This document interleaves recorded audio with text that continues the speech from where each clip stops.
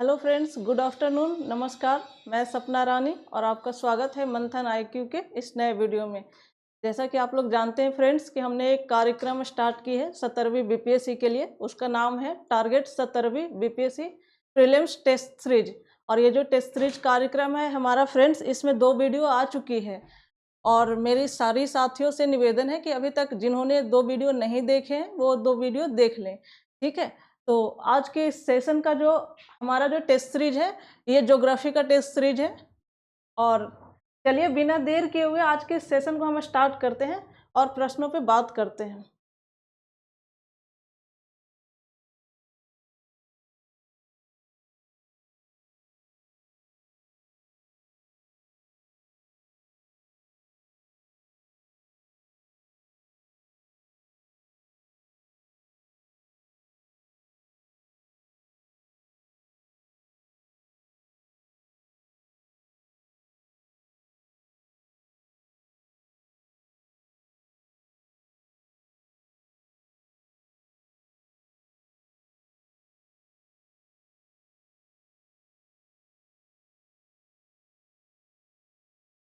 चलिए चलिए फ्रेंड्स, आज के इस सेशन को हम स्टार्ट करते हैं। और आज के इस सेशन में जो हमारा पहला प्रश्न है उस पर बात करते हैं और उसको जवाब देने की कोशिश करते हैं। चलिए देखिए, पहला प्रश्न है करेवा के बारे में निम्नलिखित में से कौन सा कथन सही है। आपको सही कथन बताना है, ठीक है। कथन पढ़िए। करेवा विभिन्न मिट्टियों तलछट जैसे रेत, चिकनी मिट्टी, गाद, सेल, मृदा, लिग्नाइट और लोस के जलोढ़ भंडार है। ये बात तो बिल्कुल सही है, ठीक है। दूसरे कथन पढ़िए। दूसरे कथन है भूविज्ञानी गॉडविन ऑस्टिन ने सबसे पहले करेवा शब्द का प्रयोग वर्ष 1859 में किया था। ये भी बात सही है, बिल्कुल सही बात है। जो करेवा शब्द है इसका सबसे पहला प्रयोग जो किया था वो किसने किया था? भूविज्ञानी गॉडविन ऑस्टिन ने किया था। और कब किया था? 1859 में किया था। तीसरे कथन को पढ़िए। तीसरा कथन है यह मृदा कश्मीर के करेवा घाटी में लगभग 2500 वर्ग किलोमीटर के क्षेत्र पर है, ठीक है। ये भी बात बिल्कुल सही है। ये जो करेवा की मृदा है ये कश्मीर के जो करेवा घाटी है वहाँ 2500 वर्ग किलोमीटर क्षेत्र पर फैला हुआ है। और ये जो करेवा की मिट्टी है ये मुख्य रूप से केसर की खेती होती है इसमें। और किसकी होती है? सेब की भी खेती होती है इसमें, ठीक है। केसर और सेब, लेकिन मुख्य रूप से जो प्रसिद्ध है वो केसर के लिए है, ठीक है। तो चलिए, इसका सही जवाब होगा उपरोक्त डी। तीनों कथन हमारा सही है। अगले प्रश्न को देखिए।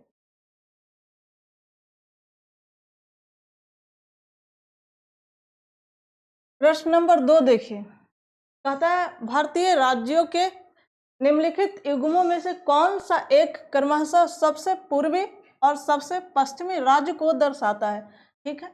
देखिए, पहला ऑप्शन है अरुणाचल प्रदेश और गुजरात, असम और राजस्थान। अरुणाचल प्रदेश और राजस्थान, असम, गुजरात।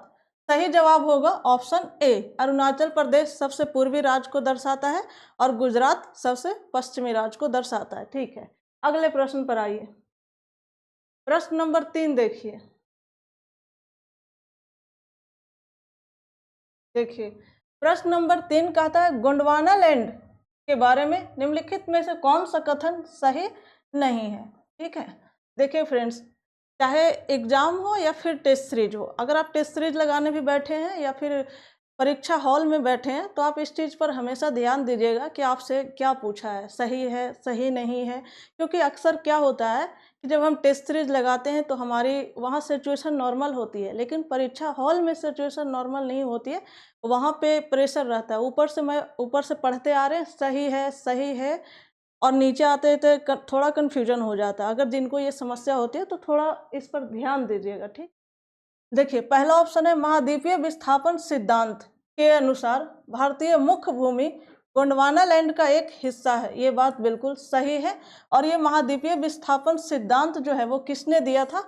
ये जर्मन वैज्ञानिक एक हुए, जर्मन मौसम विज्ञानी। उनका नाम था, क्या नाम था? वेगनर। इन्होंने ये सिद्धांत प्रतिपादित किया था। और कब किया था? 1912 में किया था, ठीक है। आप ये भी याद रख सकते हैं। दूसरा कथन है गोंडवाना लैंड में वर्तमान भारत ऑस्ट्रेलिया, अफ्रीका, दक्षिण अमेरिका और अंटार्कटिका के क्षेत्र शामिल हैं। ये बात बिल्कुल सही है। चलिए अगले कथन को पढ़िए। अगला कथन है संवहन धाराओं के माध्यम से गोंडवाना लैंड कई टुकड़ों में विभाजित हो गया। बिल्कुल सही बात है। अगले प्रश्न को अगले ऑप्शन को देखिए। अगला ऑप्शन कहता है भारतीय प्लेट गोंडवाना लैंड से अलग होकर दक्षिण की ओर विस्थापित होने लगी है। नहीं, दक्षिण की ओर विस्थापित नहीं होने लगी है, उत्तर की ओर विस्थापित हो गया। ठीक है, उत्तर की ओर विस्थापित होने लगी है और उत्तर की ओर विस्थापित होने के क्रम में यूरेशियन प्लेट से टकराता है और यूरेशियन प्लेट से टकराने से ही क्या होता है कि हिमालय नवीन बलित पर्वत की उत्पत्ति होती है। ठीक है, चलिए आपका सही जवाब, ये बात गलत है ऑप्शन डी, लेकिन आपका क्वेश्चन का जवाब सही है। आपका सही जवाब है ऑप्शन डी। अगले प्रश्न को देखिए।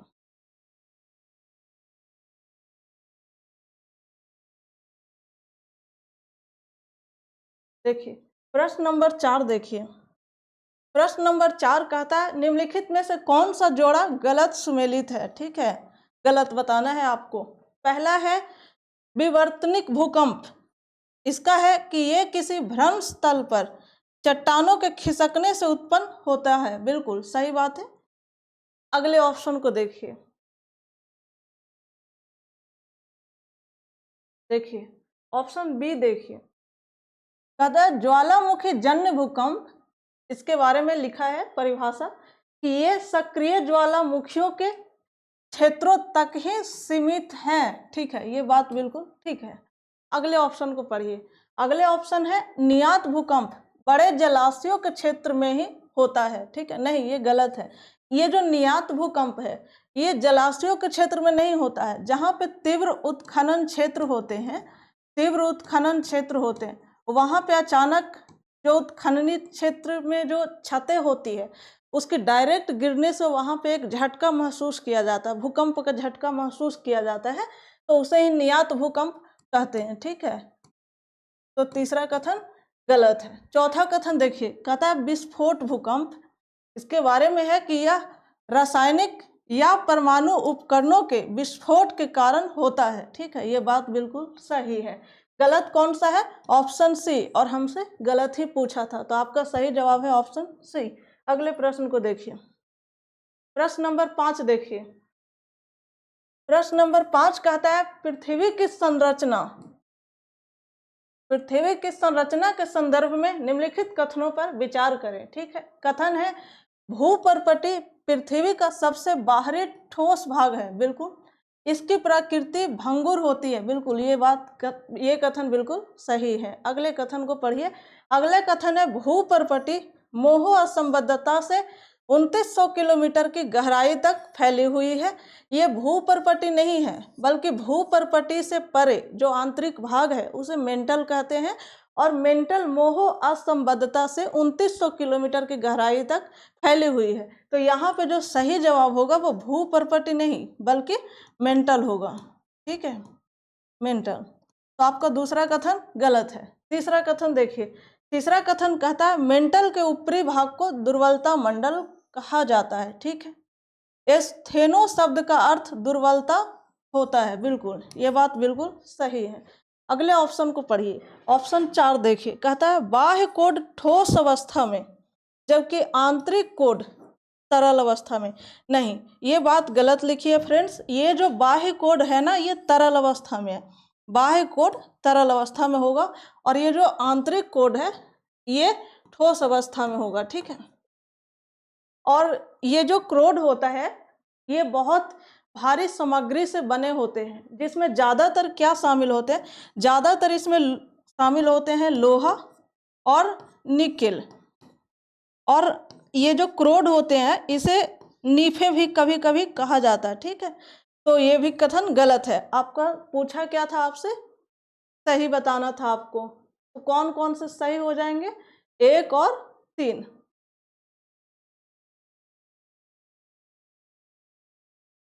देखिए आपका सही जवाब है 1 और 3, ऑप्शन बी। ठीक है, अगले प्रश्न देखिए। प्रश्न नंबर 6 देखिए। देखिए कहता है निम्नलिखित में से कौन सा युग्म सही सुमेलित है। ठीक है, देखिए एक तरफ हिमालय का लंबवत विभाजन है, अनुदैर्घ्य विभाजन है, और दूसरी तरफ नदी का नाम है। आपको देखकर बताना है कि इनमें से कौन सा सही है।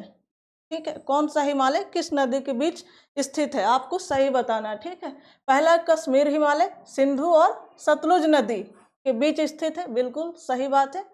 दूसरा कथन है नेपाल हिमालय काली और तीस्ता नदी के बीच स्थित है, ये भी बात सही है। तीसरा कथन देखिए, तीसरा कथन है असम हिमालय तीस्ता और दिहांग नदी के बीच स्थित है, बिल्कुल है।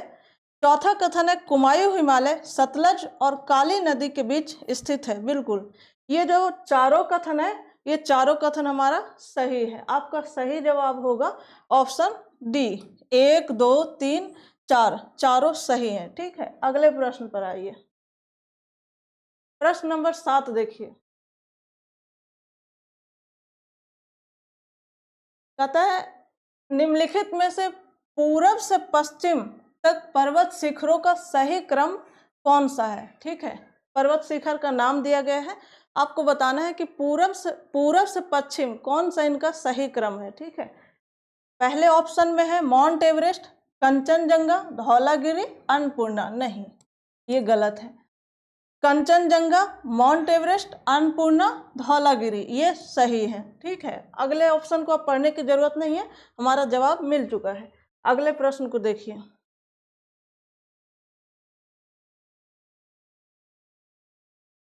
देखिए प्रश्न नंबर 8 कहता है निम्नलिखित में से कौन सा जोड़ा सही सुमेलित है। ठीक है, एक तरफ दर्रे का नाम है, दूसरे तरफ राज्य का नाम है।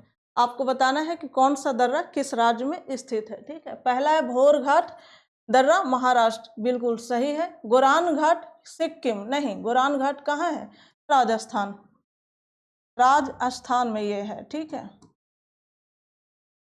तीसरा देखिए पाल घाट केरल, बिल्कुल सही है। ये जो पाल घाट दर्रा है ये तमिलनाडु के कोयम्बटूर से लेकर केरल के पलक्कड़ क्षेत्र तक स्थित है। ठीक है, चौथा है नाथुला दर्रा हिमाचल प्रदेश, नहीं, ये कहाँ होगा, नाथुला दर्रा सिक्किम में है।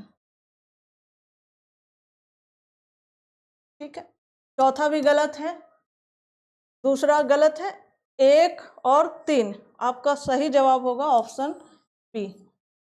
अगले प्रश्न पर आइए, प्रश्न नंबर 9 देखिए।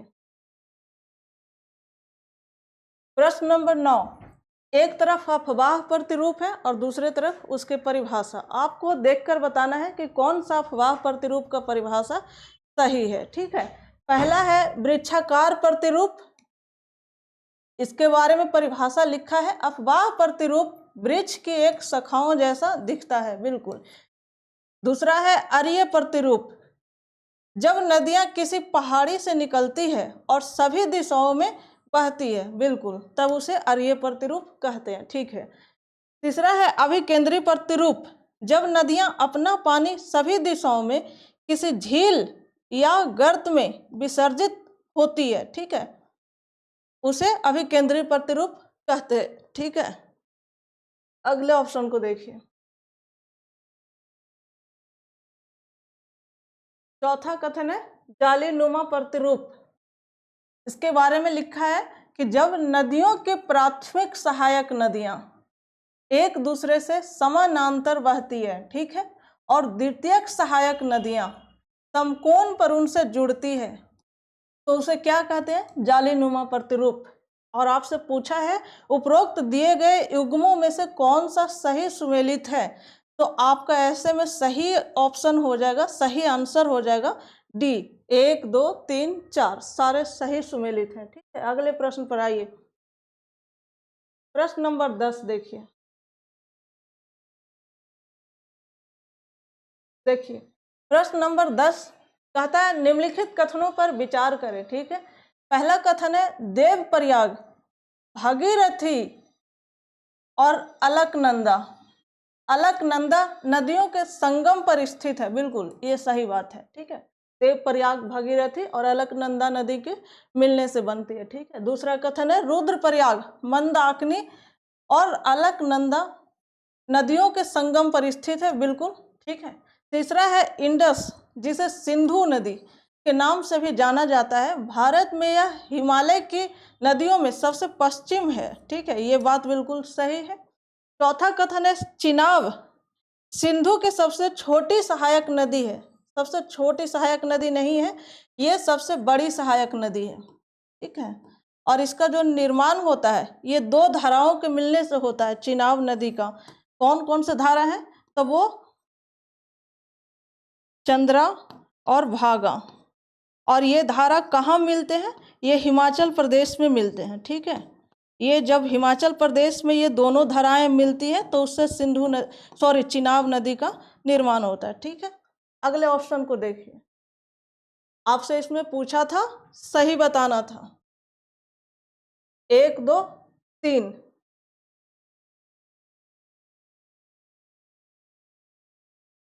आपका सही जवाब है ऑप्शन ए, 1 2 3। अगले प्रश्न को देखिए, प्रश्न नंबर 11 देखिए।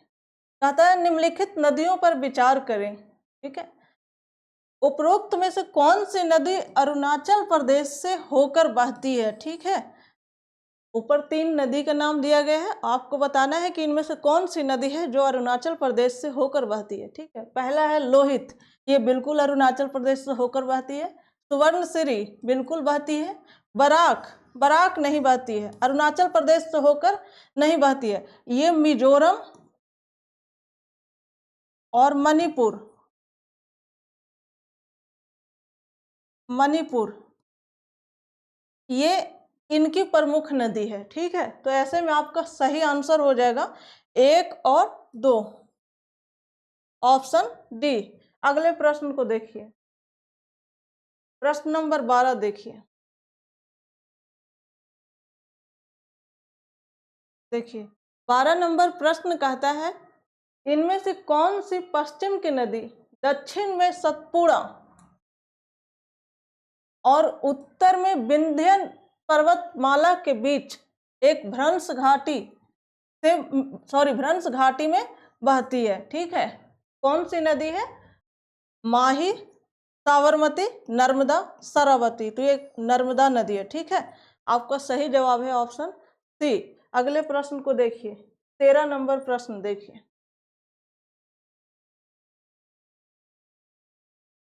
देखिए 13 नंबर प्रश्न कहता है अंतः उष्ण कटिबंधीय अभिसरण क्षेत्र, ठीक है, ITCZ के संबंध में निम्नलिखित कथनों पर विचार करें। ठीक है, पहला कथन देखिए, पहला कथन है अंतः उष्ण कटिबंधीय अभिसरण क्षेत्र, ठीक है, ITCZ बादलों के एक बैंड के रूप में प्रकट होता है जिसमें वर्षा और कभी कभी तूफान आते हैं जो भूमध्य रेखा के समीप रहता है। ठीक है, ये बात बिल्कुल सही है।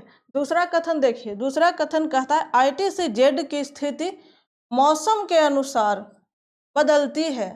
ठीक है, क्योंकि यह सूर्य का अनुसरण करती है, बिल्कुल करती है। यह उत्तरी गोलार्ध में गर्मियों में उत्तर की ओर और उत्तरी गोलार्ध में सर्दियों में दक्षिण की ओर बढ़ता है। बिल्कुल, ये भी बात बिल्कुल सही है। ये जो ITCZ है फ्रेंड्स, ये सूर्य का अनुसरण करती है और मौसम के अनुसार बदलती है। जब गर्मियों के मौसम में सूर्य क्या होती है, सूर्य उत्तरी गोलार्ध में गर्मी पड़ रही है तो उस टाइम सूर्य उत्तरी गोलार्ध में लंबवत है। ठीक है, और ITCZ भी कहाँ रहेगी? उत्तरी गोलार्ध में। लेकिन अगर सर्दियों के मौसम में सूर्य दक्षिणायन है, तो जब सूर्य दक्षिणायन है तो ITCZ भी दक्षिणायन हो जाती है। ठीक है, ये बात बिल्कुल सही है, आपका दोनों कथन सही है। आपका सही जवाब होगा ऑप्शन सी, 1 और 2 दोनों सही है। ठीक है, अगले प्रश्न को देखिए, 14 नंबर प्रश्न देखिए। 14 नंबर प्रश्न कहता है भारत में काली मृदा के बारे में निम्नलिखित में से कौन सा कथन गलत है? ठीक है, पहला कथन है काली मृदा दक्कन के पठार के अधिकतर भाग पर पाई जाती है। ठीक है, जिसमें महाराष्ट्र, मध्य प्रदेश, गुजरात, आंध्र प्रदेश और तमिलनाडु के कुछ हिस्से शामिल हैं। बिल्कुल सही बात है। अगले ऑप्शन को पढ़िए। अगला ऑप्शन है काली मृदा को रेगुर मृदा या काली कपास मृदा के नाम से भी जाना जाता है। बिल्कुल सही बात है, और इसी के कारण भारत सूती वस्त्र उत्पादन में दूसरे नंबर पर है। ठीक है, अगले ऑप्शन को देखिए। काली मृदा आमतौर पर मिर्न में गहरी और अपारगम्य होती है, ये भी बात सही है। चौथा कथन देखिए, कहता है काली मृदाएं बहुत कम समय तक नमी बनाए रखती है, ये बात गलत है। जो काली मृदा है इसकी नमी अवशोषण करने की जो क्षमता है वो धीमी है, और इसकी जो नमी है वो बहुत कम नष्ट होती है। तो इससे क्या होता है कि ये बहुत लंबे समय तक नमी बनाए रखती है, बहुत कम समय तक नहीं, बहुत लंबे समय तक नमी को बनाए रखती है। ठीक है, ये गलत है। आपका सही जवाब होगा ऑप्शन डी, क्योंकि ये कथन गलत है लेकिन जवाब सही है। अगले प्रश्न को देखिए, 15 नंबर प्रश्न देखिए। 15 नंबर प्रश्न कहता है भारत की लैटेराइट मृदाएं के संबंध में निम्नलिखित में से कौन सा कथन गलत है। ठीक है, पहला कथन है लैटेराइट मृदाएं आमतौर पर कर्नाटक, केरल, तमिलनाडु, मध्य प्रदेश और ओडिशा और असम के पहाड़ी क्षेत्रों में पाई जाती है। बिल्कुल सही है। दूसरा कथन देखिए, दूसरा कथन है कि ये मृदाएं कम तापमान और कम वर्षा वाले क्षेत्रों में विकसित होती है। नहीं, ये जो लैटेराइट मृदा है ये उच्च तापमान और उच्च वर्षा वाले क्षेत्रों में विकसित होती है, कम नहीं। ठीक है, तीसरा देखिए, तीसरा कथन है टैपियोका, जिसे कसावा भी कहते हैं, ठीक है, और काजू इन मिट्टी पर अच्छी तरह उगते हैं। बिल्कुल सही बात है।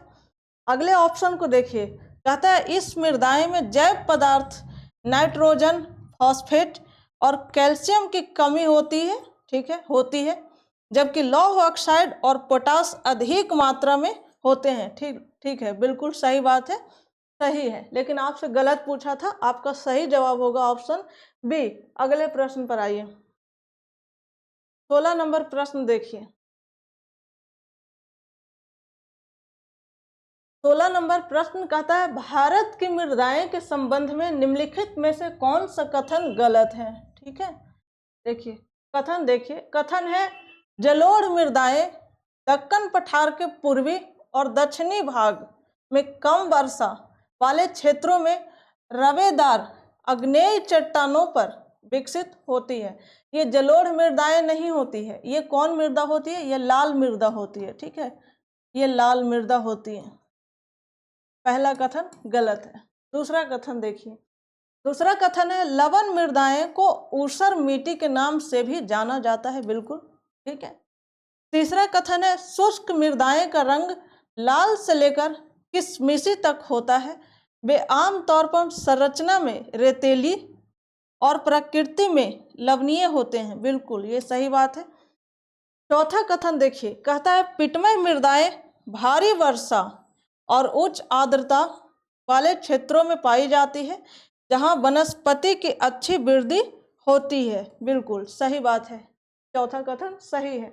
आपसे गलत पूछा था, गलत है ऑप्शन ए, लेकिन ये जवाब सही है ऑप्शन ए। अगले प्रश्न पर आइए, 17 नंबर प्रश्न देखिए। देखिए कहता है भारत में ऊपरी मृदाएं के नष्ट होने का मुख्य कारण निम्नलिखित में से कौन सा है। ठीक है, पहला है पवन द्वारा अपर्दन, अत्यधिक निच्छालन, जल अपर्दन। इनमें से कोई नहीं। सबसे ज्यादा जो कारण है ना वो जल अपर्दन है। ठीक है, ऑप्शन सी आपका सही जवाब होगा, ऑप्शन सी। अगले प्रश्न को देखिए, प्रश्न नंबर 18 देखिए। 18 नंबर प्रश्न कहता है निम्नलिखित में से कौन सा अवशिष्ट पर्वत का उदाहरण है। ये बिल्कुल आसान सा सवाल है, किसी से भी गलत नहीं होना चाहिए। ठीक है, माउंट एटना, हिमालय, अरावली, कौन सा होगा? सही जवाब होगा ऑप्शन सी, अरावली। अगले प्रश्न को देखिए, 19 नंबर प्रश्न देखिए। कहता है पूर्वी और पश्चिमी घाट के संदर्भ में निम्नलिखित कथनों पर विचार करें। ठीक है, पहला कथन है पूर्वी घाट महानदी घाटी से लेकर दक्षिण में नीलगिरी तक फैला हुआ है। बिल्कुल ये सही बात है। दूसरा कथन है पश्चिमी घाट पूर्वी घाट से ऊंचे हैं। बिल्कुल सही बात है। ठीक है, तीसरा कथन देखिए, तीसरा कथन है महेंद्रगिरी पूर्वी घाट की सबसे ऊंची चोटी है। बिल्कुल सही बात है। चौथा कथन है अनाय मुंडी पश्चिमी घाट की सबसे ऊंची चोटी है। ठीक है, बिल्कुल सही बात है। ये जो अनाय मुंडी है ये किस पहाड़ी की सबसे ऊंची चोटी है? तो अनामलाई। ठीक है, तो आपका सही पूछा है, सही पूछा है। देखिए, केवल एक, केवल दो और तीन, केवल एक, दो और तीन, उपरोक्त सभी। तो ऑप्शन डी सही जवाब है। अगले प्रश्न को देखिए, 20 नंबर प्रश्न देखिए। 20 नंबर प्रश्न कहता है बैरन द्वीप के संदर्भ में निम्नलिखित कथनों पर विचार करें। ठीक है, पहला कथन देखिए, पहला कथन कहता है कि भारत का एकमात्र सक्रिय ज्वालामुखी बैरन द्वीप में स्थित है। बिल्कुल ये सही बात है। दूसरा कथन देखिए, दूसरा कथन कहता है बैरन द्वीप पोर्ट ब्लेयर से लगभग 135 किलोमीटर पूर्व में स्थित है। नहीं, ये जो बैरन द्वीप है ये पोर्ट ब्लेयर से 135 किलोमीटर दक्षिण की ओर स्थित है, दक्षिण में स्थित है। ठीक है, पूरब में नहीं। तो दूसरा कथन गलत है। तीसरा कथन देखिए, तीसरा कथन कहता है बैरन द्वीप का एकमात्र ज्वालामुखी एक बार 1991 में और फिर 1994-95 में प्रस्फुटित हुआ था। बिल्कुल ये भी बात सही है। लगभग 170 वर्ष तक निष्क्रिय रहने के बाद 1991 में ये फिर से प्रस्फुटित हुआ और फिर से 1994 और 95 के बीच में फिर से ये प्रस्फुटित हुआ है। ये बात बिल्कुल सही है। आपको बताना है कि उपरोक्त दिए गए कथनों में से कौन सा सही है। ठीक, देखिए, केवल एक और तीन, केवल दो और तीन, केवल एक और दो, इनमें से कोई भी नहीं। कौन सा सही होगा? कौन सा सही है? एक और तीन। आपका सही जवाब है ऑप्शन ए। अगले प्रश्न को देखिए, 21 नंबर प्रश्न देखिए। देखिए, कहता है सूची 1 को सूची 2 से सुमेलित करें और नीचे दिए गए कोड का उपयोग करके सही उत्तर चुनें। ठीक है, देखिए, एक तरफ द्वीप का नाम है और दूसरे तरफ स्थान, आपको सही मिलान करना है। ठीक है, द्वीप कहाँ होगा? काठियावाड़ का तट। ठीक है, द्वारका, अरब सागर का तट, लक्षद्वीप दक्षिण पश्चिम भारत, पिराम कैम्बे की खाड़ी। तो एक का कौन सा होगा? बी। दो ए लक्षद्वीप, डी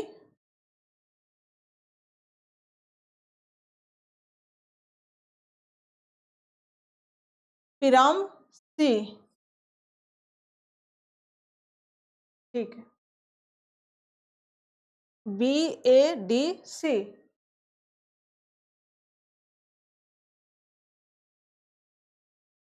आपका सही जवाब होगा option A, B A D C. ठीक है, अगले प्रश्न को देखिए, 22 नंबर प्रश्न देखिए। 22 नंबर प्रश्न कहता है निम्नलिखित में से कौन सा द्वीप समूह 10 डिग्री चैनल द्वारा एक दूसरे से अलग होता है? ठीक है, पहला ऑप्शन है पंबन और मन्नार, अंडमान और निकोबार, अंडमान और मन्नार, पंबन और निकोबार। ये अंडमान और निकोबार द्वीप समूह है। ठीक है, अगले प्रश्न को देखिए, 23 नंबर प्रश्न देखिए। 23 नंबर प्रश्न कहता है निम्नलिखित कथनों पर विचार करें। ठीक है, कथन क्या है? कथन है सिंधु गंगा के मैदान, जिन्हें महान भारतीय मैदान भी कहा जाता है। ठीक है, सिंधु, गंगा और ब्रह्मपुत्र नदी प्रणालियों के विस्तृत बाढ़ क्षेत्र हैं। बिल्कुल ये सही बात है। दूसरा कथन है सिंधु गंगा का मैदान हिमालय पर्वत के समानांतर चलता है, पश्चिम में जम्मू कश्मीर और खैबर पख्तूनख्वा से लेकर पूरब में असम तक उत्तरी और पूर्वी भारत के अधिकांश हिस्से को अप्रवाहित करता है। ठीक है, ये दूसरा भी बात बिल्कुल सही है। अगले ऑप्शन को देखिए, ऑप्शन नंबर 3 देखिए, कहता है भावर मैदान एक संकीर्ण क्षेत्र है जो शिवालिक तलहट्टी के समानांतर लगभग 8 से 10 किलोमीटर तक फैला हुआ है। ठीक है, ये बात बिल्कुल सही है। चौथा कथन देखिए, चौथा कथन कहता है तराई के दक्षिण में नए जलोढ़ निक्षेपों से युक्त बांगर मैदान है। नहीं, जो नए जलोढ़ निक्षेपों से युक्त जो मैदान होते हैं उसे क्या कहते हैं? खादर होते हैं, वो खादर मैदान होते हैं। ठीक है, चौथा कथन गलत है। आपसे पूछा है कि उपरोक्त दिए गए कथनों में से कौन सा गलत है, तो कौन सा गलत है? ऑप्शन डी, केवल 4 गलत है। ठीक है, अगले प्रश्न को देखिए, 24 नंबर प्रश्न देखिए, कहता निम्नलिखित कथनों पर विचार करें। ठीक है, एक बार देख लेते हैं, सही पूछा या गलत पूछा? सही पूछा।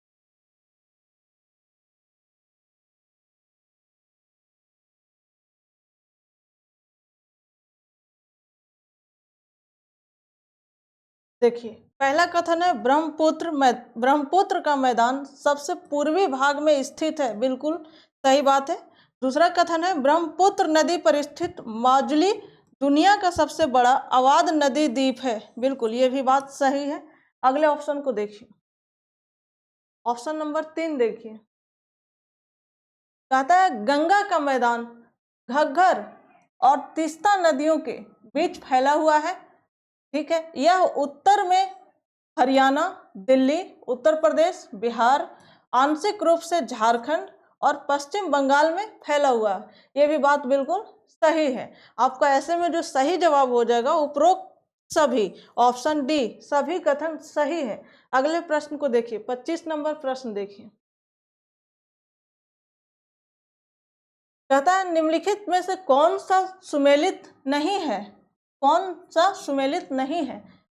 एक तरफ झील का नाम है और दूसरे तरफ राज्य का नाम है, केंद्र शासित प्रदेश का नाम है। आपको देखकर सही बताना है। ठीक है, डल झील कश्मीर, बिल्कुल सही बात है। लोकटक झील मणिपुर, बिल्कुल सही है। वेम्बनाड झील असम, नहीं, वेम्बनाड झील कहाँ है? केरल में, और ये केरल की सबसे बड़ी झील है। ठीक है, चौथा है लोनार झील महाराष्ट्र, बिल्कुल सही बात है। और ये जो लोनार झील है इसको गड्ढा झील भी कहा जाता है। ठीक है, अगले प्रश्न को देखिए, आपका सही जवाब होगा ऑप्शन सी। देखिए, 26 नंबर प्रश्न देखिए, कहता है निम्नलिखित में से किसे रहस्यमयी झील कहा जाता है? ठीक है, अंचर झील, फुलहर झील, डोडीताल झील, रूपकुंड झील। तो सही जवाब होगा रूपकुंड झील। अब क्यों कहा जाता है रहस्यमयी झील? ये उत्तराखंड में पड़ता है, क्योंकि यहाँ पर जो पूरा पाषाण काल के जो मानव थे और जो घोड़े थे उनके अवशेष अभी भी वहाँ देखने को मिलता है, इसीलिए इसे रहस्यमयी झील कहा जाता है। ठीक है, चलिए अगले प्रश्न पर आइए, प्रश्न नंबर 27 देखिए, कहता है निम्नलिखित में से कौन सा गलत सुमेलित है?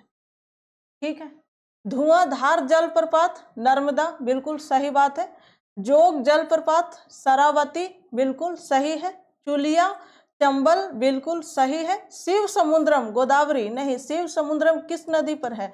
ये कावेरी नदी पर है। और कहाँ है? कर्नाटक में है, कावेरी नदी पर। और ये शिव समुद्रम जलप्रपात कर्नाटक में है। और ये चुलिया जलप्रपात कहाँ है? ये राजस्थान में है। ठीक है, राजस्थान में। जोग जलप्रपात ये कहाँ है? ये भी कर्नाटक में है, कर्नाटक के शिमोगा जिले में है। और धुआंधार जलप्रपात ये कहाँ है? मध्य प्रदेश में है, मध्य प्रदेश, जबलपुर।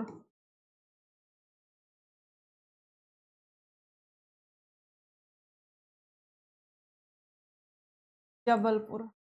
ठीक है, सही जवाब होगा ऑप्शन डी। अगले प्रश्न को देखिए, 28 नंबर प्रश्न देखिए, कहता है भारत में कृषि जनगणना कितने वर्षों के अंतराल पर आयोजित की जाती है? 3 वर्ष, 4 वर्ष, 5 वर्ष, 6 वर्ष। कितने वर्षों पर? 5 वर्षों पर। और कौन किसके दिशा निर्देश पर कराई जाती है? संयुक्त राष्ट्र के FAO के दिशा निर्देश पर कराई जाती है। मतलब उर्वरक और कृषि संगठन के दिशा निर्देश पर प्रत्येक 5 सालों पर यह जनगणना कराई जाती है। ठीक है, अगले प्रश्न को देखिए, 29 नंबर प्रश्न देखिए। कहता है निम्नलिखित में से कौन सा गलत सुमेलित है? ठीक है, भूरी क्रांति चमड़ा, धूसर क्रांति प्याज, ये सही है। धूसर क्रांति प्याज से नहीं, किससे था? ये उर्वरक से था। ठीक है, नीली क्रांति मछली उत्पादन, बिल्कुल सही है। काली क्रांति पेट्रोलियम उत्पादन, बिल्कुल सही है। और ये जो भूरी क्रांति है, चमड़ा के अलावा भी किससे संबंधित था? तो कॉफी से, कॉफी, कोको और जैविक कृषि।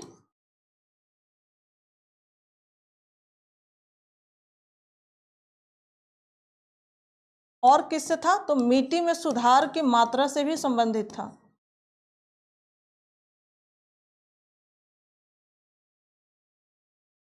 मिट्टी में सुधार के मात्रा से भी थे। ठीक है, इतने से संबंधित था भूरी क्रांति। आपका सही जवाब होगा ऑप्शन बी। अगले प्रश्न को देखिए, 30 नंबर प्रश्न देखिए। कहता है निम्नलिखित कथनों पर विचार करें। ठीक है, पहला कथन है हरियाणा और पंजाब में चावल एक व्यावसायिक फसल है। ठीक है, लेकिन ओडिशा में यह एक निर्वाह फसल है। बिल्कुल ठीक है। अगले ऑप्शन को देखिए। अगले ऑप्शन है वृक्षारोपण भी एक प्रकार की व्यावसायिक फसल है।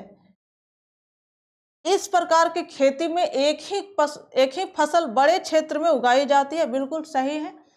तीसरा ऑप्शन को देखिए, कहता है प्रवासी मजदूरों की मदद से पूंजी गहन आदानों का उपयोग करके भूमि के छोटे छोटे हिस्सों में वृक्षारोपण किया जाता है। नहीं, छोटे छोटे हिस्सों में नहीं, बल्कि बड़े बड़े हिस्सों में, जो एक बड़े हिस्सों में वनाच्छादित किया जाता है, वृक्षारोपण किया जाता है। ठीक है, अगले ऑप्शन को देखिए। कहता है भारत में चाय, कॉफी, रबर, गन्ना, केला आदि महत्वपूर्ण वृक्षारोपण फसलें हैं। ठीक है, ये बिल्कुल बात सही है। आपसे पूछा है उपरोक्त दिए गए कथनों में से कौन सा गलत है? कौन सा गलत है? Option C. आपका सही जवाब होगा ऑप्शन सी। अगले प्रश्न को देखिए, 31 नंबर प्रश्न देखिए। कहता है निम्नलिखित में से कौन सा जोड़ा गलत सुमेलित है? ठीक है, पहला है आम्रवर्षा केरल और कर्नाटक के तटीय क्षेत्र, बिल्कुल सही है। लू उत्तरी मैदान, बिल्कुल। और उत्तरी मैदान के अलावा भी कहाँ होती है? तो पाकिस्तान के जो सिंधु गंगा के मैदान है वहां भी लू चलती है। ठीक है। तीसरा देखिए, कहता है काल वैसाखी तमिलनाडु, नहीं, ये कहाँ है? ये बंगाल और असम। इसका सही जवाब होगा बंगाल और असम। ठीक है। फूलों वाली बौछार केरल, बिल्कुल सही बात है। जब फूलों वाली बौछार होती है तो केरल और उसके आसपास के जो क्षेत्र है वहां पे कॉफी के फूल खिलना शुरू हो जाते हैं। ठीक है, तो आपका सही जवाब होगा ऑप्शन सी। अगले प्रश्न को देखिए, 32 नंबर प्रश्न देखिए।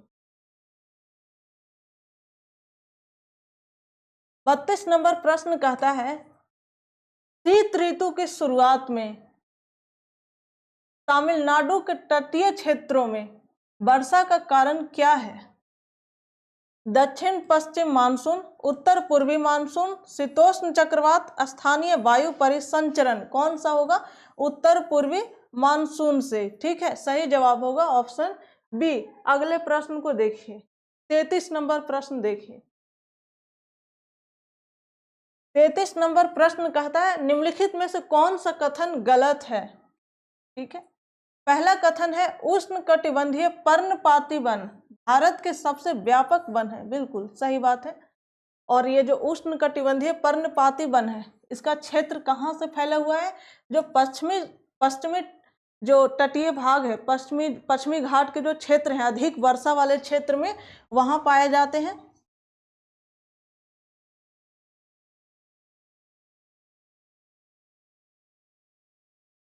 पश्चिमी घाट के अधिक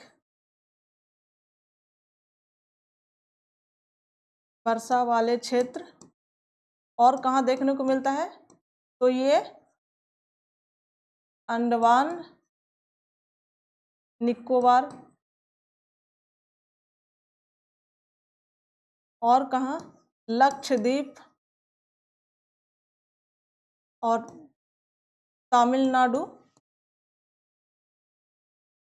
तमिलनाडु के जो ऊंचे तटीय क्षेत्र हैं वहां भी देखने को ये मिलते हैं। इतने जगह पे देखने को ये मिलते हैं। ठीक है, ऑप्शन बी देखिए।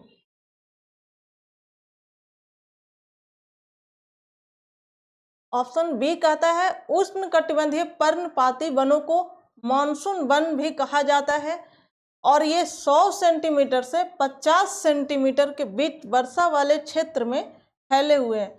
100 सेंटीमीटर से 50 नहीं, जबकि कितने वर्षा होती है? 200 सेंटीमीटर से 70 सेंटीमीटर के बीच वर्षा वाले जो क्षेत्र हैं वहां फैली हुई होती है। ठीक है, अगले ऑप्शन को देखिए। कहता है उष्णकटिबंधीय पर्णपाती वनों के पेड़ शुष्क गर्मी में लगभग 6 से 8 सप्ताह तक अपनी पत्तियां गिरा देती है। बिल्कुल गिरा देती है।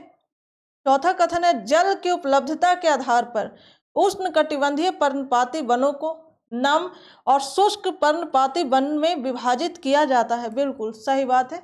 आपका जो गलत है वो कौन गलत है? ऑप्शन बी, लेकिन ये क्वेश्चन का जवाब सही है। अगले प्रश्न को देखिए। 34 नंबर प्रश्न देखिए। 34 नंबर प्रश्न कहता है निम्नलिखित में से कौन सा जोड़ा सही सुमेलित है? ठीक है, पहला है शुष्क पर्णपाती वन 100 सेंटीमीटर से 70 सेंटीमीटर के बीच वर्षा वाले। बिल्कुल सही है। दूसरा है उष्णकटिबंधीय सदाबहार वन 100 सेंटीमीटर से अधिक वर्षा वाले में। नहीं, ये कितना होगा? 200 सेंटीमीटर यहाँ पे होगा, 200 सेंटीमीटर से अधिक वर्षा वाले। ठीक है, देखिए तीसरा देखिए। कहता है उष्णकटिबंधीय पर्णपाती वन 200 सेंटीमीटर से 70 सेंटीमीटर के बीच वर्षा वाले। ठीक है, ये सही है। चौथा है कांटेदार वन और झाड़ियां 70 सेंटीमीटर से अधिक वर्षा वाले। नहीं, 70 सेंटीमीटर से कम वर्षा वाले। चौथा कथन गलत है। आपका सही कौन सा होगा? 1 और 3। ठीक है, 1 और 3 ऑप्शन ए सही जवाब है इस प्रश्न का। अगले प्रश्न को देखिए। 35 नंबर प्रश्न देखिए। कहता है निम्नलिखित कथनों पर विचार करें। ठीक है, पहला कथन देखिए। अस्पर्वगंधा का उपयोग रक्तचाप के इलाज के लिए किया जाता है। ठीक है, यह केवल भारत में पाया जाता है। बिल्कुल सही है। दूसरा कथन देखिए। दूसरा कथन है जामुन के बीज का पाउडर मधुमेह को नियंत्रित करने के लिए किया जाता है। बिल्कुल ये सही बात है। तीसरा कथन है नीम में उच्च एंटीबायोटिक और जीवाणुरोधी गुण होते हैं। बिल्कुल सही है। चौथा कथन है तुलसी का उपयोग खांसी और जुकाम को ठीक करने के लिए किया जाता है। बिल्कुल चौथा कथन भी सही है। आपसे पूछा है उपरोक्त दिए गए कथनों में से कौन सा सही है? केवल 1 और 2, केवल 2 और 3, केवल 3 और 4, उपरोक्त सभी। आपका सही जवाब होगा ऑप्शन डी। अगले प्रश्न को देखिए। 36 नंबर प्रश्न देखिए।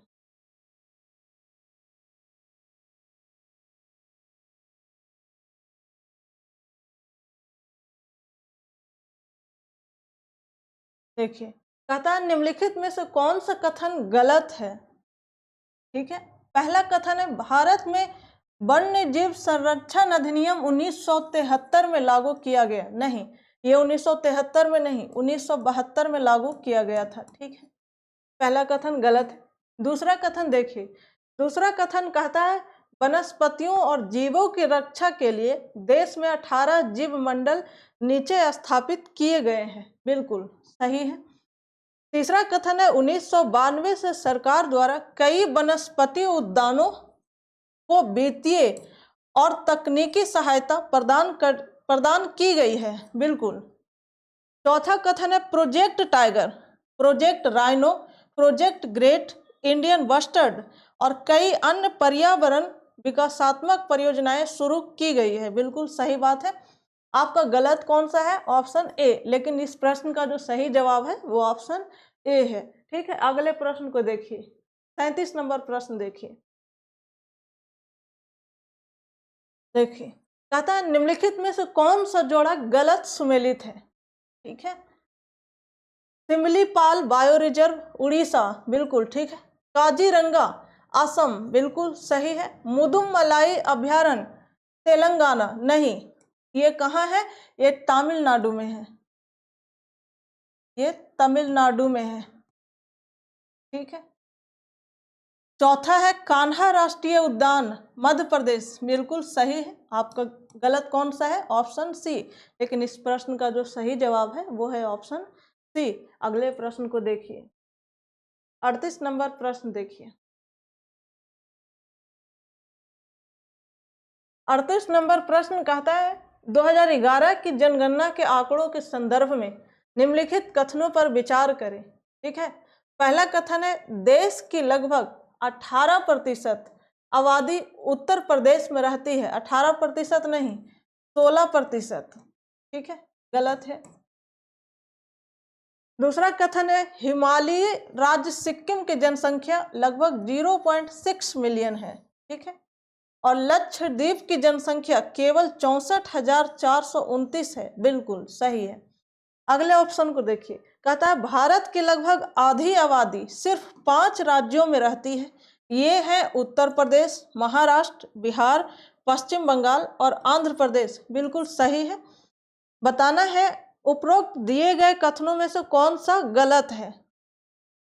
तो कौन सा गलत हो जाएगा? ऑप्शन ए, केवल एक गलत है, केवल एक गलत है। ठीक है, अगले प्रश्न को देखिए, 39 नंबर प्रश्न देखिए। कहता है निम्नलिखित में से किस राज्य की जनसंख्या अन्य राज्यों की तुलना में अधिक है? ठीक है, महाराष्ट्र, पश्चिम बंगाल, सिक्किम, गोवा। ये जो चारों राज्यों हैं इसमें से सबसे ज्यादा जो जनसंख्या है 2011 की जनगणना के अनुसार वो किसका है? वो महाराष्ट्र का है। कितना है? 13.16 करोड़ है, 13.16 करोड़। ठीक है, आपका सही जवाब होगा ऑप्शन ए, महाराष्ट्र। अगले प्रश्न को देखिए, 40 नंबर प्रश्न देखिए। 40 नंबर प्रश्न कहता है निम्नलिखित में से कौन सा ग्रामीण शहरी प्रवास का सही प्रवास का कारण है? ठीक है, पहला कथन है शहरी क्षेत्रों में श्रम की अधिक मांग, बिल्कुल सही है। दूसरा कथन है गुणवत्तापूर्ण शिक्षा और स्वास्थ्य देखभाल सुविधाओं तक पहुंच में वृद्धि, बिल्कुल। तीसरा कथन है शहरी क्षेत्रों में बेहतर शिक्षा और रोजगार के अवसर, बिल्कुल सही है। चौथा कथन है अधिक आर्थिक विकास का होना, बिल्कुल सही है। उपरोक्त में से कौन सा कथन सही है? आपका सही कौन सा है? केवल 1 और 2, केवल 2 और 3, केवल 2 और 4, उपरोक्त सभी, ऑप्शन डी। अगले प्रश्न को देखिए, 41 नंबर प्रश्न देखिए।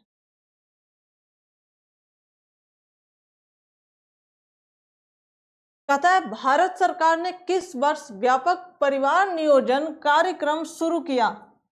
ठीक है, 1952, 1953, 1955, 1956। कब किया था? 1952 में। कौन सी पंचवर्षीय योजना में किया था? प्रथम पंचवर्षीय योजना में किया था। ठीक है, और उस टाइम प्रधानमंत्री कौन थे? पंडित जवाहरलाल नेहरू। ठीक है, अगले प्रश्न को देखिए, 42 नंबर प्रश्न देखिए।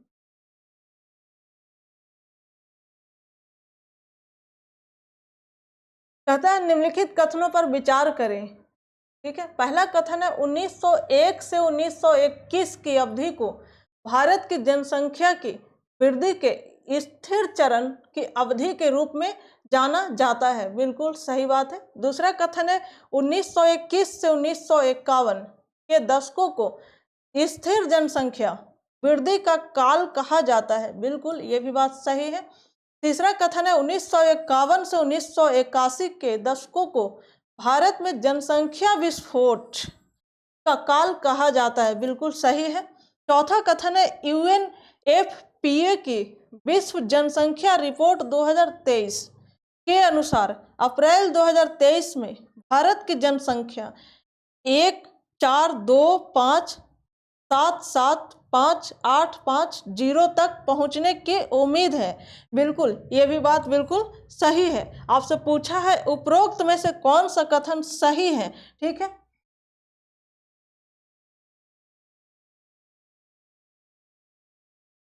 केवल 1 और 2, केवल 1 और 3, केवल 2 और 4, उपरोक्त सभी। आपका सही जवाब होगा ऑप्शन डी। अगले प्रश्न को देखिए, 43 नंबर प्रश्न देखिए। कहता है भारत में पुरुष प्रवास का मुख्य कारण निम्नलिखित में से कौन सा है। ठीक, इसमें आपको चिड़िया की आंख की तरह आंसर बताना है।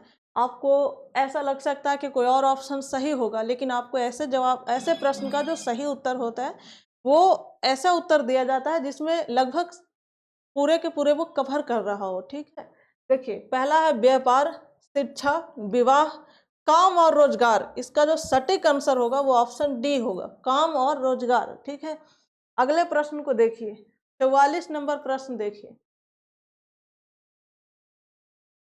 कहता है निम्नलिखित में से कौन सा भारत में प्रवासन के पुल कारकों का उदाहरण नहीं है। ठीक है, ये जो पुल कारक होते हैं इसमें सकारात्मक पहलू शामिल होते हैं। ठीक है, जैसे कि कोई व्यक्ति है वो कम विकसित देश से अधिक विकसित देश में अगर वो प्रवास कर जाए तो वो पुल कारक है। कोई बेहतर स्वास्थ्य के लिए ग्रामीण क्षेत्र से शहरी क्षेत्र में प्रवास कर जाए, या फिर दूसरे देश में प्रवास कर जाए, या फिर बेहतर शिक्षा के लिए प्रवास कर जाए, ये सारे सकारात्मक पहलुओं के लिए वो एक जगह से दूसरे जगह अगर वो प्रवास कर रहा है तो वो कौन से होंगे, पुल कारक होंगे। ठीक है, पहला ऑप्शन है युद्ध, विद्रोह, दंगे जैसे राजनीतिक स्थानीय संघर्ष। नहीं, जो पुल कारक होते हैं उसमें राजनीतिक और स्थानीय संघर्ष नहीं बल्कि राजनीतिक स्थिरता होती है। ठीक है, सकारात्मक पहलू शामिल होते हैं लेकिन इसमें सारे नकारात्मक हैं, ये गलत है। दूसरा है बाढ़, सूखा, चक्रवाती तूफान जैसे प्राकृतिक आपदाएं। नहीं, इसमें भी नकारात्मक शामिल है। गरीबी और रोजगार के अवसरों में कमी। नहीं। चौथा कथन है उपरोक्त सभी। इसमें से चारों में से कोई भी ऐसा कथन नहीं है जो इसमें शामिल है। ठीक है, आपका सही जवाब होगा ऑप्शन डी। अगले प्रश्न को देखिए, 45 नंबर प्रश्न देखिए।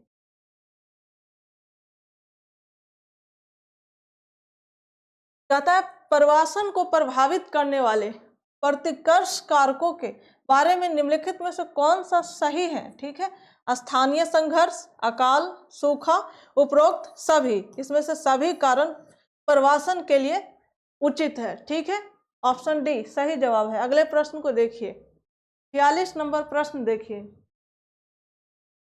46 नंबर प्रश्न कहता है भारत के युवाओं के लिए समग्र दृष्टिकोण प्रस्तावित करने के लिए राष्ट्रीय युवा नीति कब शुरू किया गया। ठीक है, 2013, 2014, 2015, 2016। ये कब शुरू किया गया था, 2014 में। और किसके स्थान पर लाया गया था, तो राष्ट्रीय युवा नीति 2003, इसके स्थान पर राष्ट्रीय युवा नीति 2014 लाया गया था। ठीक है, अगले प्रश्न को देखिए, 47 नंबर प्रश्न देखिए। कहता है निम्नलिखित में से कौन सा युग्म सही सुमेलित है। ठीक है, पहला है जवाहरलाल नेहरू बंदरगाह महाराष्ट्र। बिल्कुल सही है। मोरमुगाओ बंदरगाह कर्नाटक। नहीं, ये जो मोरमुगाओ बंदरगाह है ये कहाँ स्थित है, ये गोवा में स्थित है। ये गोवा में स्थित है। कांडला बंदरगाह गोवा। नहीं, कांडला या फिर इसी को दीनदयाल बंदरगाह भी कहते हैं। ठीक है, दीनदयाल बंदरगाह ये कहाँ है, ये गुजरात में है। ठीक है, गलत है। आपसे पूछा है नीचे दिए गए कोड का उपयोग करके सही उत्तर चुने। ठीक है, केवल 1, केवल 2, केवल 3, उपरोक्त सभी। कौन सा सही होगा, ऑप्शन ए। अगले प्रश्न पर आइए, 48 नंबर प्रश्न देखिए। कहता है निम्नलिखित में से कौन सा जोड़ा गलत सुमेलित है। ठीक है, पहला है भारत में सबसे बड़ा बंदरगाह मुंबई बंदरगाह, बिल्कुल सही है। दूसरा है भारत का सबसे पुराना बंदरगाह श्यामा प्रसाद मुखर्जी बंदरगाह, बिल्कुल सही है। तीसरा है भारत का सबसे गहरा बंदरगाह विशाखापत्तनम बंदरगाह, बिल्कुल सही है। चौथा कथन है भारत में नवीनतम बंदरगाह मुंद्रा बंदरगाह, नहीं, ये कौन है, ये बघावन बंदरगाह है, ये बघावन बंदरगाह है। ठीक है, चौथा कथन गलत है। आपसे पूछा है नीचे दिए गए कोड का उपयोग करके सही उत्तर चुने। आपका सही कौन सा होगा, सही होगा ऑप्शन 4, केवल 4 गलत है, लेकिन इस प्रश्न का सही जवाब है ऑप्शन डी। अगले प्रश्न पर आइए, 49 नंबर प्रश्न देखिए। कहता है निम्नलिखित कथनों पर विचार करें। ठीक है, पहला कथन है भारत के कुल समुद्री व्यापार का 85% से अधिक हिस्सा मुंबई, कोलकाता, कोचिन, चेन्नई और विशाखापत्तनम द्वारा साझा किया जाता है, बिल्कुल ठीक है, ये बात बिल्कुल सही है। अगले ऑप्शन को देखिए।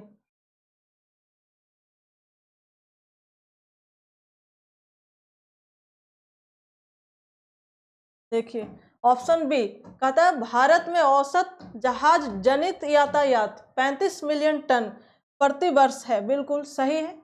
तीसरा कथन है national council of applied economic research NCAER के एक अध्ययन के अनुसार बंदरगाह क्षेत्र में 2025 तक भारत में लगभग 40 मिलियन प्रत्यक्ष और अप्रत्यक्ष नौकरियां पैदा करने की क्षमता है, बिल्कुल तीसरा कथन भी सही है।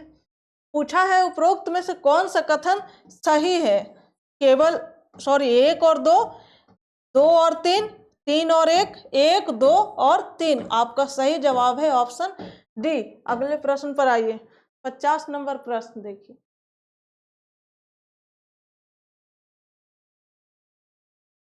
कथन निम्नलिखित कथनों पर विचार करें। ठीक है, कथन क्या है, कथन है वर्ष 2004-5 में देश में लौह अयस्क का कुल भंडार लगभग 20 अरब टन था, बिल्कुल सही है। दूसरा कथन है लौह अयस्क के कुल भंडार का लगभग 95% ओडिशा, झारखंड, छत्तीसगढ़, कर्नाटक, गोवा, तेलंगाना, आंध्र प्रदेश और तमिलनाडु राज्यों में स्थित है, बिल्कुल सही है।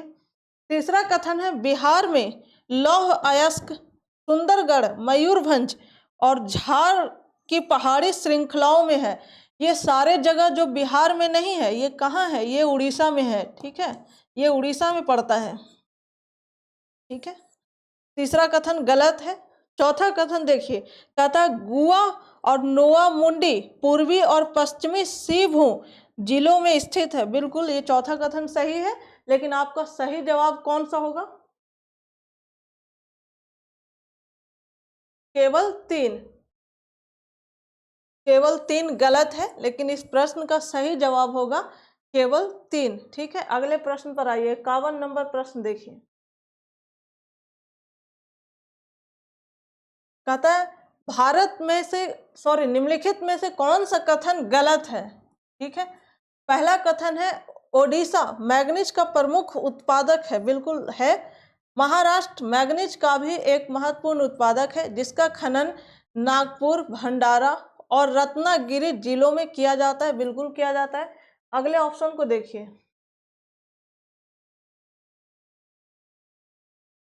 ऑप्शन सी, कहता है तेलंगाना, गोवा और झारखंड मैग्नीज के अन्य छोटे उत्पादक हैं, बिल्कुल सही है। चौथा कथन है राजस्थान के मैग्नीज बेल्ट बालाघाट, छिंदवाड़ा, निमाड़, मंडला और झाबुआ जिलों में एक बेल्ट में फैली हुई है, नहीं, ये कहाँ है, ये मध्य प्रदेश है, राजस्थान नहीं होगा, ये मध्य प्रदेश सही होगा। ठीक है,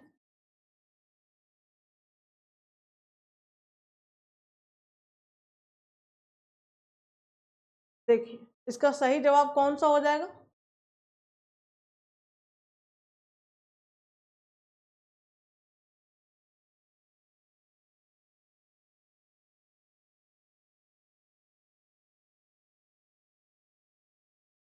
ऑप्शन डी। अगले प्रश्न को देखिए, 52 नंबर प्रश्न देखिए।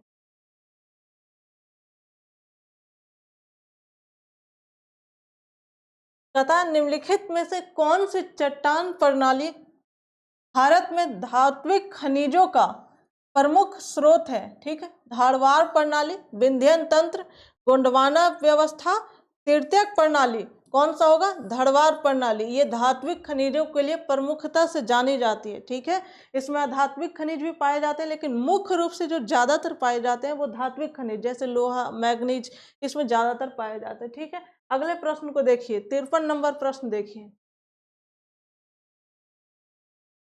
कहता है निम्नलिखित में से कौन सा या से शहरीकरण का प्रमुख कारण है? ठीक है, औद्योगिकरण, व्यवसायीकरण, ग्रामीण शहरी परिवर्तन, रोजगार के अवसर, कौन सा होगा? इनमें से सभी होगा, सभी कारण है। ठीक है, तो सही जवाब होगा, नीचे दिए गए कोड का उपयोग करके सही उत्तर चुने।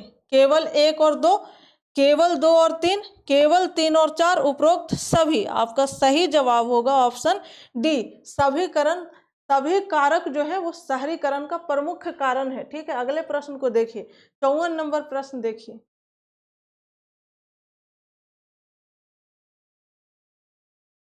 कहता है भारत के साथ अपनी स्थलीय सीमा साझा करने वाले देशों की कुल संख्या कितनी है? ठीक है, कितनी है? 7, 8, 6, 5, कितनी है? 7 है। अब वो कौन कौन से देश है? पाकिस्तान, अफगानिस्तान, भूटान, नेपाल, म्यांमार, बांग्लादेश और चीन। ठीक है, अगले प्रश्न पर आइए, 55 नंबर प्रश्न देखिए।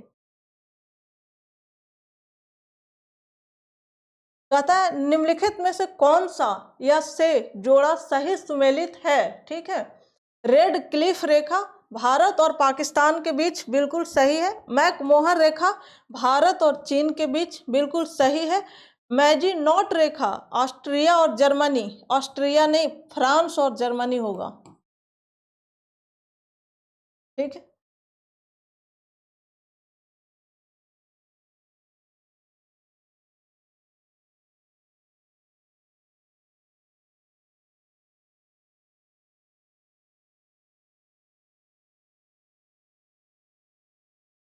एक और दो।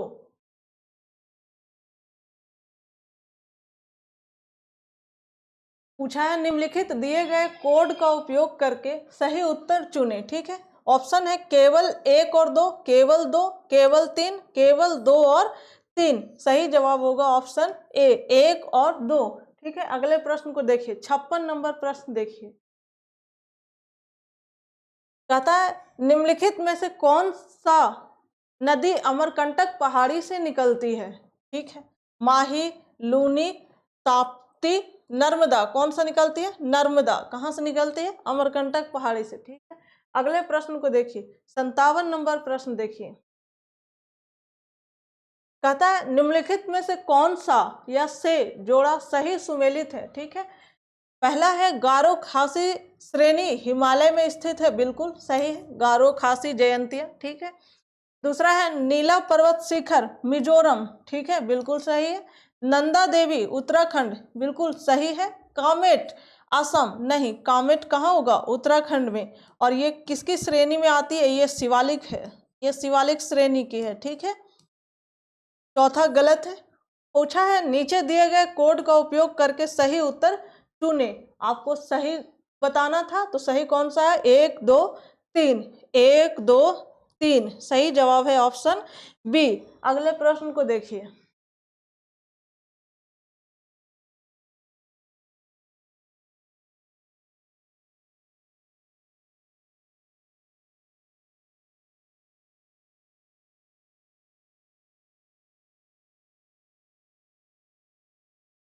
अंठावन नंबर प्रश्न देखिए। कहता है निम्नलिखित कथनों पर विचार करें। ठीक है, कथन क्या है? कथन है स्वर्णिम चतुर्भुज भारत के कई प्रमुख औद्योगिक, कृषि और सांस्कृतिक केंद्रों को जोड़ने वाला एक राष्ट्रीय राजमार्ग नेटवर्क है, बिल्कुल सही है। दूसरा कथन है यह भारत के सभी 4 प्रमुख महानगरों जैसे दिल्ली, कोलकाता, पूरब में कोलकाता, ठीक है, मुंबई पश्चिम और चेन्नई दक्षिण को मिलाकर एक चतुर्भुज बनाता है, बिल्कुल सही है।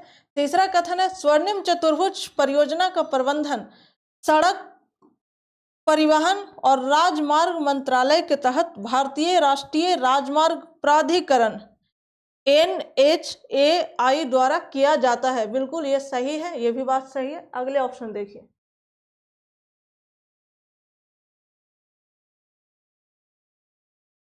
कहता है पूर्व प्रधानमंत्री अटल बिहारी वाजपेयी ने 6 जनवरी 2003 को इस परियोजना की आधारशिला रखी। 2003 को नहीं रखा था, जबकि कब रखा था? 6 जनवरी 1999 को। ठीक है, चौथा कथन गलत है। ठीक है, उपरोक्त दिए गए कथनों में से कौन सा सही है? सही कौन सा होंगे? 1, 2 और 3, ऑप्शन सी। अगले प्रश्न पर आइए, 59 नंबर प्रश्न देखिए, कहता है निम्नलिखित में से कौन अंडमान और निकोबार द्वीप समूह की सबसे ऊंची पर्वत चोटी है? माउंट डिओबोलो, माउंट कोओबो, सैंडल पीक, माउंट थ्रिलर। कौन होगा? Sandal peak. ठीक है, सही जवाब है ऑप्शन सी। अगले प्रश्न पर आइए, 60 नंबर प्रश्न देखिए, कहता है निम्नलिखित में से कौन सा जोड़ा गलत सुमेलित है? ठीक है, उत्तर पूर्वी रेलवे गोरखपुर, बिल्कुल सही है। भारत में कुल कितने रेलवे जोन है? 19। ठीक है, दूसरा है पूर्वी रेलवे कोलकाता, बिल्कुल सही है।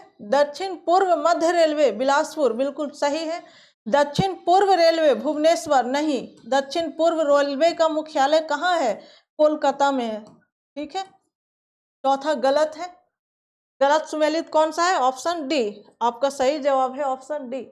अगले प्रश्न को देखिए, 61 नंबर प्रश्न देखिए, कहता है सुरक्षित विश्व के लिए योकोहामा रणनीति और कार्य योजना किससे संबंधित है? आपदा प्रबंधन पर विश्व सम्मेलन, वन प्रबंधन पर विश्व सम्मेलन, ओजोन परत पर विश्व सम्मेलन। किससे संबंधित है? आपदा प्रबंधन पर विश्व सम्मेलन, ऑप्शन ए आपका सही जवाब है। अगले प्रश्न को देखिए, 62 नंबर प्रश्न देखिए, कहता है निम्नलिखित में से कौन सा जोड़ा सही सुमेलित है? ठीक है, पहला है कोलकाता सिटी ऑफ जॉय, बिल्कुल सही है। उज्जैन महाकाल की नगरी, बिल्कुल सही है। जयपुर गुलाबी शहर, बिल्कुल सही है। उदयपुर झीलों का शहर, बिल्कुल सही है। ठीक है, इसका सही जवाब कौन सा होगा?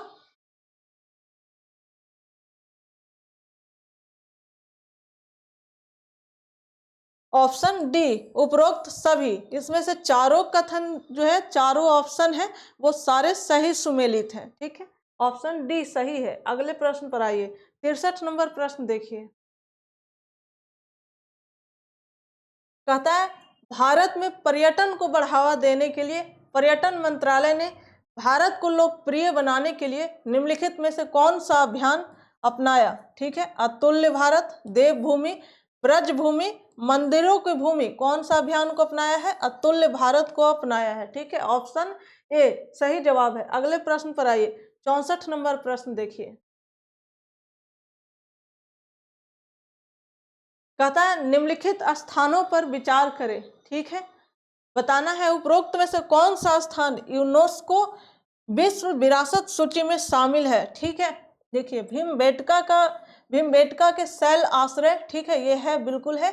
होयसलों के पवित्र मंदिर समूह, बिल्कुल। शांति निकेतन, बिल्कुल। जंतर मंतर, बिल्कुल सही है। ये चारों जो स्थल है, ये यूनेस्को के विश्व धरोहर स्थल में शामिल है। ठीक है, ऐसे में आपका जो सही जवाब होगा वो ऑप्शन डी, उपरोक्त सभी। अगले प्रश्न को देखिए, 65 नंबर प्रश्न देखिए,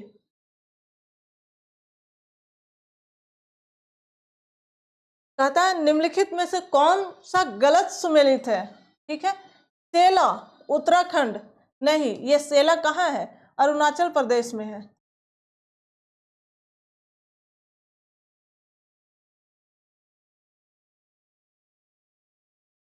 ठीक है, बोमडिला अरुणाचल प्रदेश, बिल्कुल सही है। नाथुला सिक्किम, बिल्कुल सही है। रोहतांग हिमाचल प्रदेश, बिल्कुल सही है।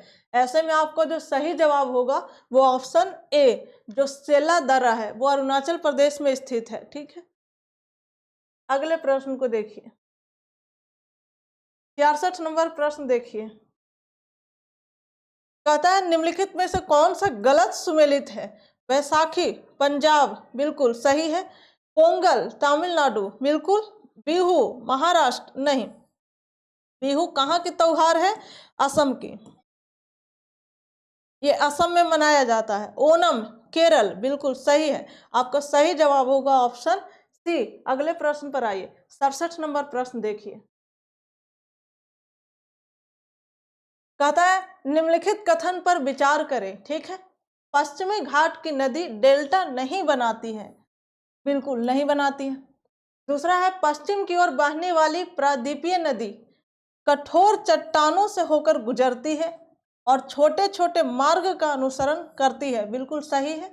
तीसरा कथन है जबकि प्रायद्वीपीय भारत की सभी प्रमुख नदियां बंगाल की खाड़ी में बहती है, नर्मदा और तापी अरब सागर में बहती है, बिल्कुल सही है। ये जो प्रायद्वीपीय भारत की जो नदियां हैं वो बंगाल की खाड़ी में बहती है, लेकिन जो नर्मदा और तापी नदी है वो अरब सागर में बहती है। ठीक है, आपका सही जवाब होगा, सही कौन सा होगा, सही बताना था। सही होगा 1, 2 और 3, तीनों कथन सही है। 1, 2 और 3। 68 नंबर प्रश्न देखिए। कहता है भाखड़ा नांगल बहुउद्देशीय परियोजना के संदर्भ में निम्नलिखित कथनों पर विचार करें। ठीक है, पहला कथन है भाखड़ा नांगल बहुउद्देशीय परियोजनाएं पंजाब, हरियाणा और राजस्थान के लिए एक संयुक्त उद्यम है, बिल्कुल सही है। दूसरा कथन है भाखड़ा बांध का निर्माण 1965 में पूरा हुआ था, नहीं 1963 में हुआ था। कब हुआ था? 1963 में। तीसरा कथन है इन बांधों का निर्माण अंबाला से 100 किलोमीटर उत्तर में सतलज नदी पर किया गया था। भाखड़ा बांध का निर्माण सतलज नदी पर किया गया है, लेकिन ये अंबाला से 80 किलोमीटर उत्तर, ठीक है, 80 किलोमीटर उत्तर सतलज नदी पर है। ठीक है, तीसरा कथन भी गलत है, दूसरा भी गलत है। चौथा देखिए, भाखड़ा नंगल का अधिकार क्षेत्र हिमाचल प्रदेश, पंजाब, हरियाणा और राजस्थान में फैला हुआ है, बिल्कुल ये सही है। 1 और 4 सही है।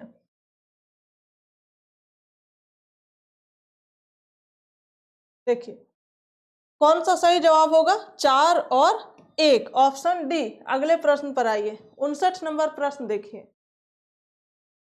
कहता है कच्छ के रण के संबंध में निम्नलिखित कथनों पर विचार करें। ठीक है, पहला कथन है कच्छ का रण पश्चिमी गुजरात के कच्छ जिले में थार रेगिस्तान में एक नमक दलदली भूमि है, बिल्कुल सही बात है, ये सही बात है। अगले ऑप्शन को देखिए।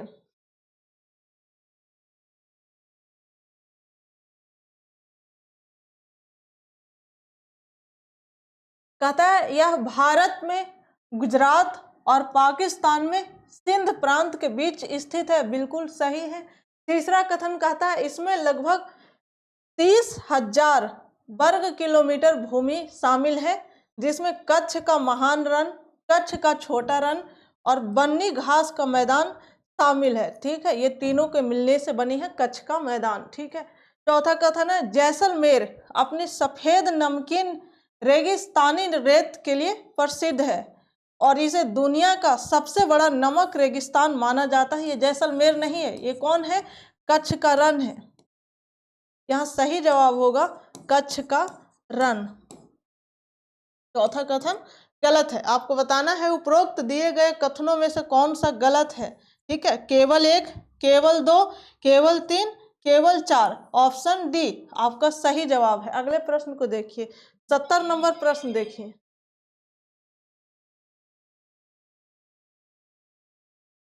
कहता है निम्नलिखित में से कौन सा युग्म सही सुमेलित है। ठीक है, पहला है क्षोभ मंडल जलवायु एवं मौसम संबंधित सभी परिवर्तन इसी परत में होते हैं, बिल्कुल सही है। दूसरा है बहिमंडल बहिर्मंडल, इस परत में हीलियम और हाइड्रोजन जैसी हल्की गैसें इसमें तैरती है, बिल्कुल सही है। तीसरा कथन है समताप मंडल, इसमें ओजोन परत होती है, बिल्कुल सही है, ओजोन परत समताप मंडल में है। मध्य मंडल, इस परत में उल्का पिंड जलते हैं, ठीक है, बिल्कुल सही है, मध्य मंडल में ही उल्का पिंड जलते हैं। आपको बताना है उपरोक्त में से कौन सा युग्म सही है, केवल एक, केवल दो, केवल तीन, उपरोक्त सभी। आपका चारों कथन सही है, सही जवाब होगा ऑप्शन डी। अगले प्रश्न को देखिए, 71 नंबर प्रश्न देखिए, कहता है स्थानीय पवन का निम्नलिखित में से कौन सा युग्म सही सुमेलित है, ठीक। एक तरफ स्थानीय पवन का नाम है और दूसरी तरफ स्थान है, आपको बताना है कि कौन सा सही सुमेलित है, ठीक है। देखिए, पहला है मिरिस्टल, स्पेन, बिल्कुल सही है, ये स्पेन की पवन है। लू, मध्य अमेरिका, नहीं, ये क्या होगा, उत्तरी भारत, और कहाँ, जो पाकिस्तान के सिंधु गंगा के जो मैदानी क्षेत्र है वहाँ, तो ये गलत है। यमो, जापान, ठीक है, ये जापान का स्थानीय पवन है। ब्लैक रोलर, दक्षिणी अमेरिका, नहीं, दक्षिणी नहीं, ये उत्तरी अमेरिका के स्थानीय पवन है, ठीक है। चौथा कथन गलत है, आपका सही कौन सा है, एक और तीन, एक और तीन, सही जवाब होगा ऑप्शन ए। अगले प्रश्न को देखिए, 72 नंबर प्रश्न देखिए,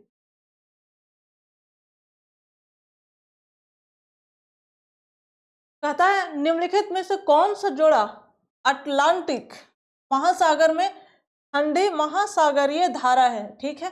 पहला ऑप्शन है लेब्राडोर एवं कैनरी धारा, बिल्कुल सही है। केंद्रीय एवं उत्तरी विषुवत रेखीय धारा, नहीं, गलत है, केंद्रीय तो है लेकिन उत्तरी विषुवत रेखीय धारा नहीं है। फ्लोरिडा एवं अंगुल-हास धारा, नहीं, फ्लोरिडा ये ठंडी अटलांटिक महासागर में ठंडी महासागरीय धारा है लेकिन अंगुल-हास नहीं है।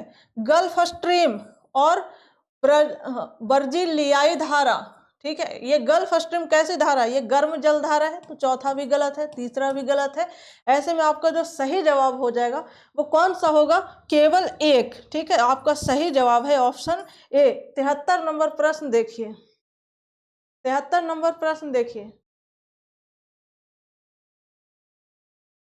कहता है गंगा नदी पर राष्ट्रीय राजमार्ग नंबर 1 इलाहाबाद को किससे जोड़ता है, ठीक है। आपको बताना है कि गंगा नदी पर जो राष्ट्रीय जलमार्ग 1 है वो इलाहाबाद को किससे जोड़ता है, ठीक है।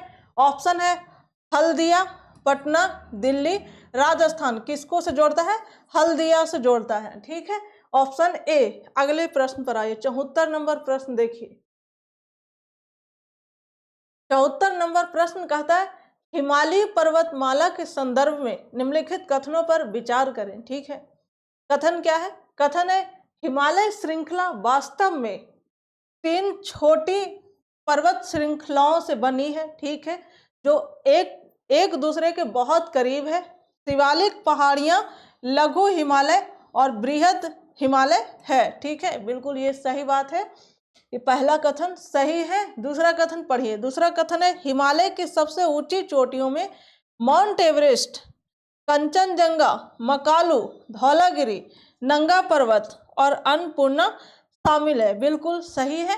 तीसरा कथन देखिए, तीसरा कथन कहता है कि इन पर्वतमालाओं के सिरे मिलकर हिंदू कुश और काराकोरम पर्वतमाला बनाते हैं, ठीक है, जो पश्चिम की ओर चलती है और पूरब में इंडो चाइनीज प्रायद्वीप तक जाती है, बिल्कुल तीसरा भी कथन सही है। आपका तीनों कथन सही है। ऐसे में आपका जो एक कथन और है, चौथा कथन पढ़िए। चौथा कथन है हिमालय श्रृंखला कई जल क्षेत्रों का निर्माण करती है और भारत से होकर बहने वाली सिंधु, गंगा और ब्रह्मपुत्र नदियों और आगे चलकर समुद्र में मिलती है, बिल्कुल ये भी बात बिल्कुल सही है। चौथा कथन भी आपका सही है। आपका जो ऐसे में सही जवाब होगा वो सही जवाब कौन सा होगा, सही ही बताना था, सही बताना था, तो ऐसे में आपका सही जवाब होगा ऑप्शन डी। अगले प्रश्न को देखिए, 75 नंबर प्रश्न और आज की इस सेशन का हमारा आखिरी प्रश्न है और अगले फिर से हम मिलेंगे दूसरे टेस्ट सीरीज के साथ, ठीक है। 75 नंबर प्रश्न को पढ़िए। कहता है भारत के उत्तरी मैदानों में शीतकालीन वर्षा किसके कारण होती है? ऑप्शन है लौटता हुआ मानसून, नहीं अरब सागर में मानसून, नहीं बंगाल की खाड़ी में मानसून, नहीं पश्चिमी विक्षोभ। बिल्कुल, जो भारत के उत्तरी मैदान में शीतकालीन वर्षा होती है वो पश्चिमी विक्षोभ के कारण होती है। ऐसे में आपका जो सही जवाब होगा वो होगा ऑप्शन डी, ठीक है। तो चलिए, thank you and take care और बहुत बहुत धन्यवाद आपका।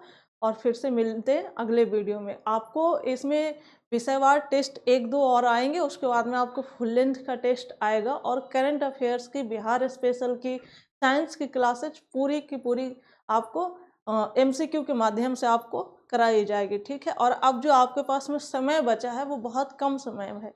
इस टाइम पे आपको क्या करना है, कम से कम अगर आप 70वीं BPSC प्री निकालना चाहते हैं तो कम से कम आप 10,000 प्रश्नों का, मिनिमम 10,000 प्रश्नों का आप अभ्यास कर ही लीजिए तो बेहतर होगा। उससे क्या है कि आपको टाइम मैनेज करने में भी समस्या नहीं होगी। आपको ये भी समझ में आ जाएगा कि प्रश्नों को पढ़ने में हमें कितना टाइम लग रहा है, फिर गोला भरने में कितना समय लग रहा है और प्रश्नों को पढ़कर हम कितने टाइम में समझ पा रहे हैं। ये सारी चीज़ को आपको आइडिया लग जाएगी, जो कि बहुत ज़रूरी है। अब जितना मेंस के लिए पढ़ना था वो पढ़ लिए, लेकिन अब जो समय बचा है वो पूरा के पूरा प्रीलिम्स पर फोकस करिए। अगर प्रीलिम्स निकल जाता है तो फिर से मेंस पर फोकस करिए, ठीक है। तब तक के लिए thank you and bye bye.